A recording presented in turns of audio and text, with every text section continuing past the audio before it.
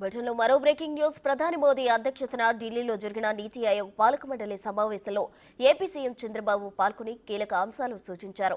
దేశంలో సంపూర్ణ పేదరిక నిర్మూలన కోసం ప్రభుత్వ, ప్రైవేటు, ప్రజా భాగస్వామ్యం, పబ్లిక్ ప్రైవేట్ పీపుల్ పార్టిసిపేషన్ విధానాన్ని దేశవ్యాప్తంగా అమలు చేయాలని ప్రతిపాదించారు.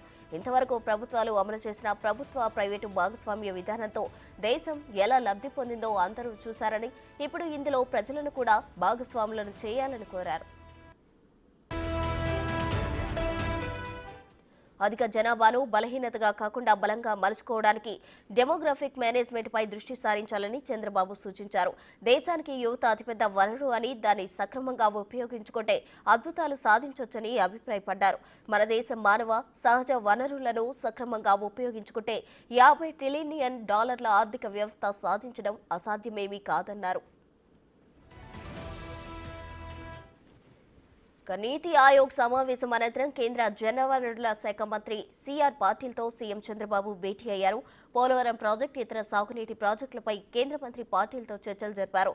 ఏపీ జల ప్రాజెక్టులకు సంబంధించి పలు అంశాలు కేంద్ర మంత్రి దృష్టికి తీసుకెళ్లారు.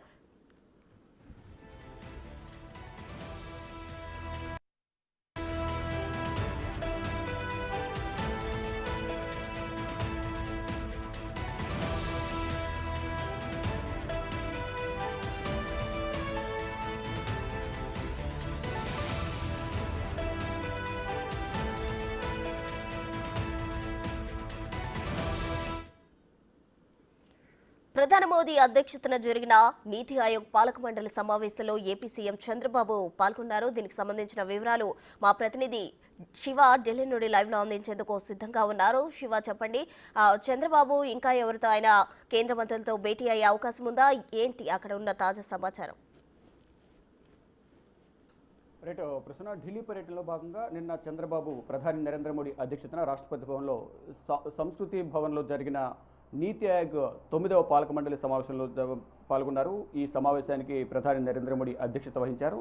ఈ సమావేశంలో ఇండియా కూటమి సంబంధించిన పార్టీలకు సంబంధించిన ముఖ్యమంత్రులు తప్ప మిగతా పార్టీలకు సంబంధించి, అంటే ఎన్డీఏ కూటమి పార్టీల రాష్ట్రాల ముఖ్యమంత్రులు, కేంద్ర పాలిత ప్రాంతాల లెఫ్టినెంట్ గవర్నర్లు ఈ 9వ పాలక మండలి సమావేశానికి హాజరయ్యారు. ఈ సమావేశంలో పలు కీలక విషయాలపై చర్చలు జరిపారు. ఏదైతే ఇప్పటి వరకు 3వ అతిపెద్ద 5వ ఆర్థిక వ్యవస్థగా ఉన్న భారతదేశాన్ని 3వ అతిపెద్ద ఆర్థిక వ్యవస్థగా మార్చేందుకు 2047 వికసిత్ భారత్ దిశగా అడుగులు వేసేందుకు ఎటువంటి నిర్ణయాలు తీసుకోవాలి, ఏ విధంగా ముందుకు వెళ్ళాలి అనే అంశాలపై ప్రధానంగా నిన్న జరిగిన సమావేశంలో చర్చించారు. ఇక ఏపీ నుంచి ఏపీ సీఎం చంద్రబాబు హాజరయ్యారు. ఇక ఏపీలో ఉన్న పరిస్థితులు, మరోవైపు అమరావతికి సంబంధించి అమరావతి రాజధాని నిర్మాణం కానీ, ఇటు పోలవరానికి సంబంధించిన నూతన డయాఫ్రామ్ వాల్ నిర్మాణానికి సంబంధించి ఇక్కడ ప్రధానంగా చర్చించినట్టు తెలుస్తుంది. వాటితో పాటు పబ్లిక్ ప్రైవేట్ పీపుల్స్ సంబంధించి పార్ట్నర్షిప్తో ఏ విధంగా దేశం, రాష్ట్రం ముందుకు వెళ్తుంది అనే దానిపై కూడా ప్రధానంగా చర్చించారు. అంటే యువతకు సంబంధించి ఎటువంటి నిర్ణయాలు తీసుకోవాలి, భవిష్యత్తులో ఎటువంటి విషయాలను, ఎటువంటి అంశాలను పరిగణనలోకి తీసుకోవాలి అని, అంటే ప్రతి రాష్ట్రానికి సంబంధించిన ముఖ్యమంత్రి వారి అభిప్రాయాలు, వారి రాష్ట్రంలో ఉన్న పరిస్థితులను, స్థితిగతులపై ప్రధానంగా అక్కడ నీతి ఆయోగ్ సమావేశంలో చర్చించారు. అంటే ఆర్థిక వ్యవస్థను ఏ విధంగా బలోపేతం చేయాలి, దేశాన్ని, రాష్ట్రాన్ని ఏ విధంగా అభివృద్ధి చేయాలి, కేంద్ర రాష్ట్ర ప్రభుత్వాల పరస్పర సహకారంతో ఏ విధంగా అభివృద్ధి సాధించాలి అనే దానిపై ప్రధానంగా నిన్న నీతి ఆయోగ్ సమావేశంలో చర్చించారు. చంద్రబాబు కొన్ని కీలక సూచనలు, సలహాలు ఇచ్చినట్లు కూడా తెలుస్తోంది. తర్వాత నిన్న ఏదైతే ప్రధాని నరేంద్ర మోడీ అధ్యక్షతన జరిగిన నీతి ఆయోగ్ సమావేశం అనంతరం కేంద్ర జలవనరుల శాఖ మంత్రి సిఆర్ పాటిల్తో చంద్రబాబు భేటీ అయ్యారు. చంద్రబాబుతో పాటు కేంద్ర మంత్రులు, ఇటు ఎంపీలు కూడా కేంద్ర జలవనరుల శాఖ మంత్రితో భేటీ అయిన సందర్భంలో వారు కూడా చంద్రబాబుతో పాటు వెళ్లారు.